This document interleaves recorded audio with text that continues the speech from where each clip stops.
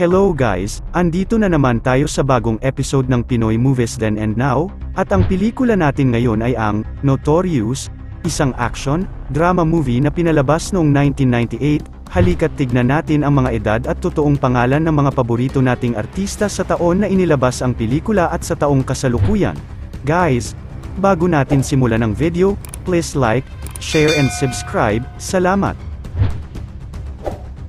Torio Liwanag. Edad noong pinalabas ang pelikula 22, ginampanan ni Victor Luis Juan Gil Adoneri. Edad ngayon 47 at isa ng chef sa kanyang sariling restaurant. Liway Sanchez. Edad noong pinalabas ang pelikula 24, ginampanan ni Rachel Jinko Alejandro. Edad ngayon 49. Brother Johnny. Edad noong pinalabas ang pelikula 33, ginampanan ni John Paul Guido Boucher Scherer, na pumanaw sa edad na 57 dahil sa liver and kidney failure. SPO1 Dalisay. Edad noong pinalabas ang pelikula 20, ginampanan ni Menan Torres Polintan. Edad ngayon 54 at aktibo pa rin sa showbiz. Nitoy. Edad noong pinalabas ang pelikula 25, ginampanan ni Christopher Lim Legaspi. Edad ngayon 50 at may isang anak. Inspector Santiago. Edad noong pinalabas ang pelikula 28, ginampanan ni Brando Lim Legaspi. Edad ngayon 53.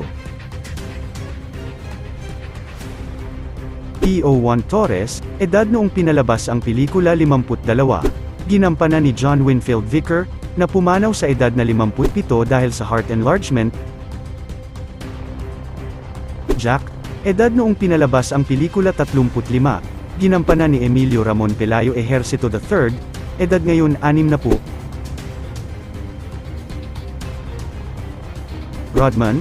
Edad noong pinalabas ang pelikula 18, ginampanan ni Jeffrey Tam. Edad ngayon 43 at isa ng tanyag na street magician. Nikki. Edad noong pinalabas ang pelikula 18, ginampanan ni Aya Reki Medel. Edad ngayon 43 at isa ng chef. Bulad. Edad noong pinalabas ang pelikula 57, ginampanan ni Hernando Alano, na pumanaw sa edad na 81. Mangkaloy. Edad noong pinalabas ang pelikula 56, ginampanan ni Rolando de Sembrana Aquino, na pumanaw sa edad na 71 dahil sa stroke. Madre. Edad noong pinalabas ang pelikula 39, ginampanan ni Susan Africa. Edad ngayon 64 at mapapanood natin siya sa TV series na Batang Quiapo.